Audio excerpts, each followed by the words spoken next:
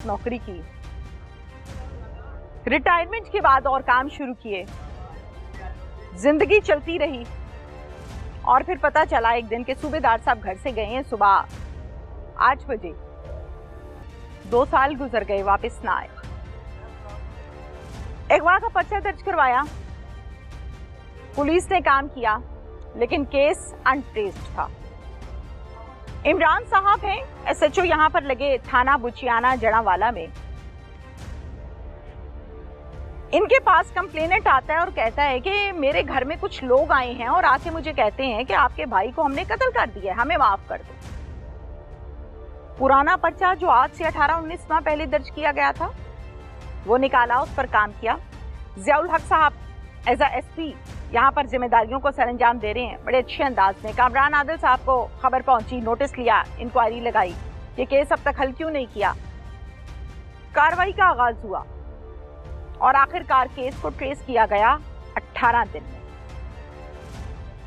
सारा माजरा, सारी कहानी आपको बताऊंगी। वो बोरी कहां से आई, बोरी में बॉडी पार्ट्स कैसे डाले गए, किस किस ने डाले, कातिल कौन था, ये तो अगवा हुए ही नहीं। इनको तो कत्ल किया गया और रंग दिया गया कि ये अगवा हो गए, कोई पता नहीं चल रहा, कोई ले गया उठा के। बीवी मुतमईन नजर आती रही, हवा ना लगने दी कि मैंने किया क्या। खातून 40 साल की उम्र है, 3 बच्चों की मां है और मुलजिम 30 साल का अनमैरिड लड़का है। सबसे पहले मैं बात करूंगी मकतूल सूबेदार साहब के भाई से जो कि मुद्दई हैं, फिर उसके बाद हम आगे चलेंगे। मुनव्वर हुसैन मकतूल जो इस दुनिया से चले गए जुल्म का, बर्बरियत का शिकार होके। उनके भाई मेरे साथ इस टाइम मौजूद हैं, मुद्दई मुकद्दमा हैं, बुजुर्ग हैं, हमारे बड़े हैं। बात करते हैं हम इनसे। अस्सलाम वालेकुम। वालेकुम अस्सलाम। क्या नाम है आपका? मोहम्मद हुसैन। मैं समझ सकती हूँ कि आप कंट्रोल भी कर रहे हैं, नहीं हो रहा, सका भाई था, मार दिया। बेहतरीन दोस्त भी था मेरा, बेहतरीन दोस्त भी था, भाई, लाडला भाई था। आपसे छोटा कि बड़ा? छोटा। आपसे छोटा था? छोटा मुझसे। अच्छा, ਅਸੀਂ ਪੰਜਾਬੀ ਚ ਗੱਲ ਕਰੀਏ ਕਿ ਉਰਦੂ ਚ? ਪੰਜਾਬੀ ਚ ਕਰੋ। ਅਸੀਂ ਪੰਜਾਬੀ ਚ ਗੱਲ ਕਰਾਂਗੇ, ਹਾਂਜੀ ਠੀਕ ਹੈ। ਤੁਸੀਂ ਕੀ ਕਰਦੇ ਹੋ? ਮੇਰੀ ਇੱਥੇ ਸ਼ੂਜ਼ ਦੀ ਦੁਕਾਨ ਸੀ ਜਿਹੜੀ ਬਰਬਾਦ ਹੋ ਗਈ ਹੈ, ਭਾਈ ਨੂੰ ਲੱਭਦਿਆਂ ਨੁਕਸਾਨ ਹੋ ਗਿਆ? ਨੁਕਸਾਨ ਹੋ ਗਿਆ। ਘਰ ਦੀਆਂ ਚੀਜ਼ਾਂ ਵੇਚ ਕੇ ਮੈਂ ਭਾਈ ਨੂੰ ਲੱਭਦਾ ਰਿਹਾ, ਮੈਨੂੰ ਭਾਈ ਨਹੀਂ ਲੱਭਾ। ਹਰ ਚੀਜ਼ ਘਰ ਦੀ ਬਸ ਸੇਲ ਕਰਦੀ ਫਿਰ। ਬਾਈ ਦੀ ਸ਼ਾਦੀ ਪਹਿਲੇ ਹੋਈ ਸੀ ਕਿ ਤੁਹਾਡੀ? ਬਾਈ ਦੀ ਪਹਿਲੇ ਹੋਈ ਸੀ, ਕਿਉਂਕਿ ਉਹ ਕਹਿੰਦੇ ਸਨ ਕਿ ਅਗਰ ਸ਼ਾਦੀ ਹੋ ਜਾਵੇ ਤੇ ਉਹਦੇ ਨਾਲ ਕੁਝ ਆਰਮੀ ਵਾਲੇ ਕੁਝ ਦਿੰਦੇ ਨੇ, ਕੋ ਤਾਵਨ ਕਰਨਗੇ, ਪਿਆਰ ਮੁਹੱਬਤ ਕਰਨਗੇ। ਹਾਂਜੀ, ਪਿਆਰ ਮੁਹੱਬਤ ਕਰਨਗੇ। ਫਿਰ ਤੁਸੀਂ ਉਹਦੀ ਕਰਤੀ ਕਿ ਚੱਲ ਇਹਦਾ ਭਲਾ ਹੋ ਰਿਹਾ। ਹਾਂਜੀ, ਭਲਾ ਉਹਦੇ ਨਾਲ ਬੱਚੀ ਯਤੀਮ ਸੀ, ਉਹਦਾ ਕੋਈ ਆਸਰਾ ਨਹੀਂ ਸੀ ਹੈਗਾ, ਇਸ ਕਰਕੇ ਚਾਚੇ ਦੀ ਬੇਟੀ ਸੀ। ਅਸੀਂ ਕਿਹਾ ਵੀ ਚਲੋ ਇਹਦਾ ਫਾਇਦਾ ਹੋ ਜਾਏਗਾ। ਕਿੱਥੇ ਪਲੇਗੀ, ਕਿੱਥੇ ਪਲੇਗੀ, ਕੌਣ ਪਾਲੇਗਾ ਇਹਨੂੰ। ਮਾਸ਼ਾਅੱਲਾ, ऐसे लोग भी हैं दुनिया में। अच्छा, फिर ਤੁਸੀਂ ਤੀ ਧਿਆਣੀ ਨੂੰ ਨਿਕਾਹ ਕੀਤਾ ਤੇ ਘਰ ਲੈ ਆਏ। ਹਾਂਜੀ, ਉਸ ਤੋਂ ਬਾਅਦ ਫਿਰ ਨਾਲ ਮੁਖਤਲਿਫ ਪਾਕਿਸਤਾਨ ਦੀਆਂ ਮੁਖਤਲਿਫ ਯੂਨਿਟਾਂ ਦੇ ਵਿੱਚ ਉਹਨਾਂ ਨੇ ਰੱਖਿਆ, ਉਹਨਾਂ ਨੂੰ ਨਾਲ ਹੀ ਰੱਖਿਆ। 20 ਤੋਂ 25 ਸਾਲ ਨਾਲ ਹੀ ਰਹੀ ਹੈ।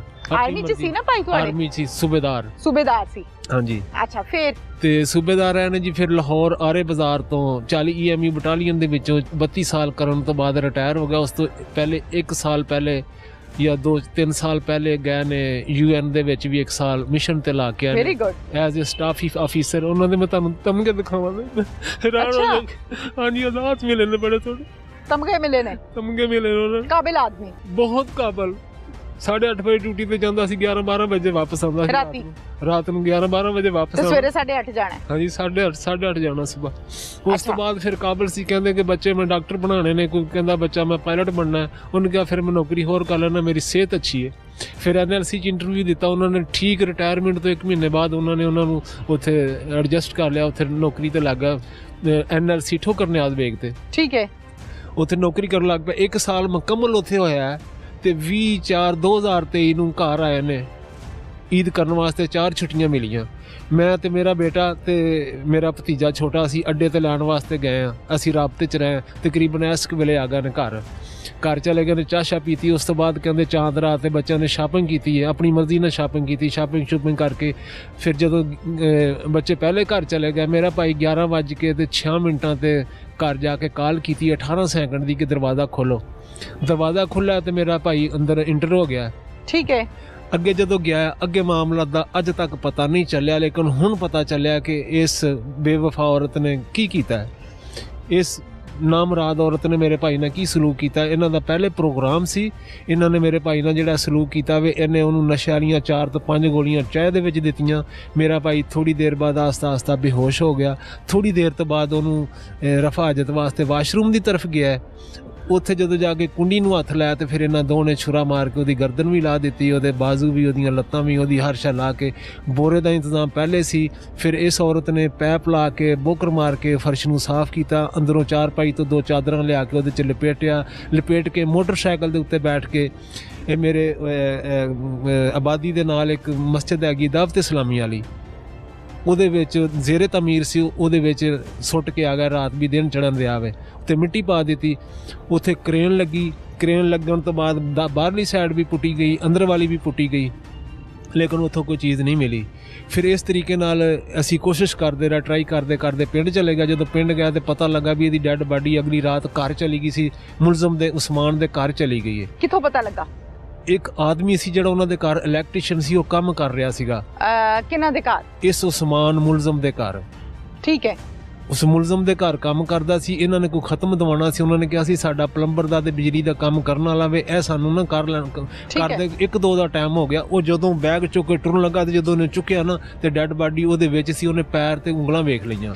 ਕਿਹਦੇ ਵਿੱਚ? ਮਸਜਿਦ ਦੇ ਵਿੱਚ ਨਾ? ਨਹੀਂ, ਮਸਜਿਦ ਤੋਂ ਤੇ ਗੱਲ ਪਿੰਡ ਚਲੀ ਗਈ ਨਾ ਜੀ। ਠੀਕ ਹੈ। ਮੈਨੂੰ ਇਹ ਦੱਸੋ ਕਿ ਮਸਜਿਦ 'ਚ ਕੰਸਟਰਕਸ਼ਨ ਹੋ ਰਹੀ ਸੀ ਨਾ, ਤਾਮੀਰ ਹੋ ਰਹੀ ਸੀ? ਹਾਂਜੀ, ਮਸਜਿਦ ਦੇ ਤਾਮੀਰ ਇਹਨਾਂ ਨੇ ਵਿੱਚ ਦੱਬੀ ਹੈ, ਖੱਡਾ ਖੋਦਿਆ, ਸੁੱਟਤੀ ਹੈ? ਨਹੀਂ, ਉਹ ਕਾਫੀ ਤਕਰੀਬਨ ਗਹਿਰਾਈ ਹੈਗੀ ਸੀ ਉਹਦੀ, 8 ਤੋਂ 9 ਫੁੱਟ ਹੈਗੀ ਸੀ। 9 ਫੁੱਟ ਗਹਿਰਾਈ ਖੋਦੀ ਤੇ ਵਿੱਚ ਸੁੱਟਤੀ ਤੇ ਆ ਗਏ। ਹਾਂਜੀ। ਫਿਰ ਅਗਲੇ ਦਿਨ ਕਹਿੰਦੇ ਸਵੇਰੇ ਜਦੋਂ ਹੋਈ, ਹਾਂਜੀ, ਅਗਲਾ ਦਿਨ ਚੜਿਆ ਨਾ, ਹਾਂਜੀ, ਤੇ ਮਸਜਿਦ ਤੇ ਤਾਮੀਰ ਹੋ ਰਹੀ ਸੀ? ਨਹੀਂ, ਮਿਸਤਰੀ ਤੇ ਨਹੀਂ ਨਾ ਲੱਗੇ ਹੋਣੇ, ਬਾਰਿਸ਼ ਬੁਰਿਸ਼ ਪਈ ਸੀ, ਪਾਣੀ ਪੂਣੀ ਖਲੋਤਾ, ਕਹਿੰਦੇ ਅਸੀਂ ਉੱਤੇ ਮਿੱਟੀ ਪਾ ਦਿੱਤੀ ਸੀਗੀ।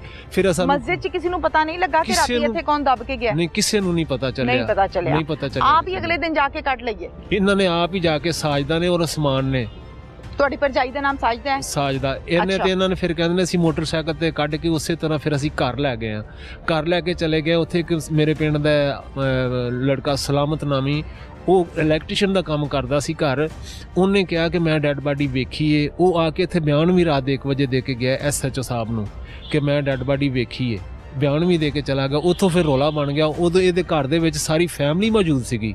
ਡੈੱਡ ਬਾਡੀ ਦੇ ਕੋਲ ਇਹਦੀ ਵਾਲਦਾ ਵੀ, ਇਹਦੇ ਦੋਵੇਂ ਬੇਟੇ ਵੀ, ਇਹਦੀਆਂ ਸਾਰੀਆਂ ਬੇਟੀਆਂ ਵੀ, ਇਹਦਾ ਇੱਕ ਜਵਾਈ ਇੱਥੇ ਬੰਦ ਰਿਹਾ ਹੈ, ਉਹਦਾ ਨਾਂ ਯੂਨਸ ਹੈ। ਇਹ ਸਾਰੇ ਘਰ ਦੇ ਵਿੱਚ ਹੈਗੇ ਸਨ, ਮੌਜੂਦ ਸਨ।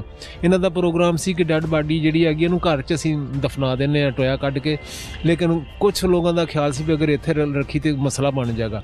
ਹੁਣ ਉਹਨਾਂ ਨੇ ਕਿਹਾ ਜੀ ਅਸੀਂ ਤੇ ਜਿਹੜਾ ਨਾ ਬੋਰੇ 'ਚ ਪਾ ਕੇ ਤੇ ਇਹ ਜਿਹੜੀ ਨਹਿਰ ਜਾਂਦੀ ਹੈ ਨਾ ਜੜ੍ਹਾਂ ਵਾਲੇ ਨੂੰ ਜੀ ਝਾਲ ਨੂੰ, ਉਹਦੇ ਵਿੱਚ ਅਸੀਂ ਸੁੱਟ ਦਿੱਤੀ ਹੈ। ਮਸਜਿਦ 'ਚੋਂ ਡੈੱਡ ਬਾਡੀ ਕੱਢ ਕੇ ਉਸਮਾਨ ਮੁਲਜ਼ਮ ਦੇ ਘਰ ਕਿੰਨੇ ਪਹੁੰਚਾਇਆ?